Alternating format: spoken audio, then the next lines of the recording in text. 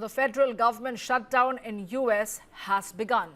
And this comes after a meeting between President Trump and congressional leaders from both parties failed to produce a deal. The US government shutdown occurred after Democrats blocked the Trump budget bill to secure health care concessions, including extending Affordable Care Act subsidies and reversing recent Medicaid cuts.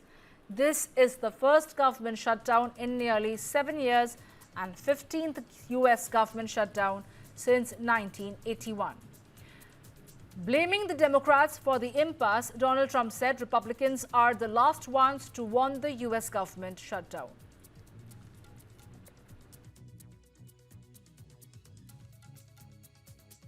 They are shutting it down. We're not shutting it down. We don't want it to shut down because we have the greatest period of time ever.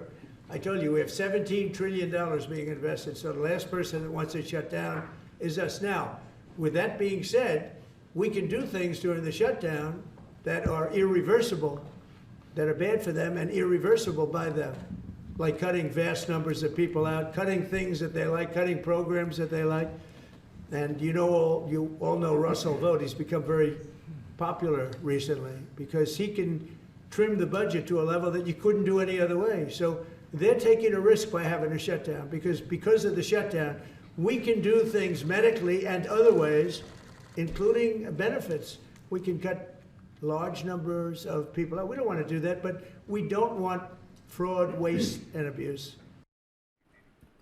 Echoing Trump's stance, Republican Vice President J.D. Vance placed the blame on the Democrats. The principle at stake here is very simple. We have disagreements about tax policy, but you don't shut that government down. We have disagreements about health care policy, but you don't shut the government down. You don't use your policy disagreements as leverage to not pay our troops, to not have essential services of government actually function. I think we're headed to a shutdown because the Democrats won't do the right thing. I hope they change their mind. Now, if the government shuts down, almost 4 million federal employees, including military personnel, may stop getting paid. Around 2 million active duty troops could be asked to serve without pay. Many essential workers like airport security officers, air traffic controllers and some military staff will still be required to work without pay. A shutdown, the first since 2019, could bring some, but not all, U.S. government services to a temporary halt. The economic impact could be wide-ranging. Short-term effects may include slower growth and market disruption. Prolonged shutdowns can erode public trust and affect millions of Americans who rely on federal services.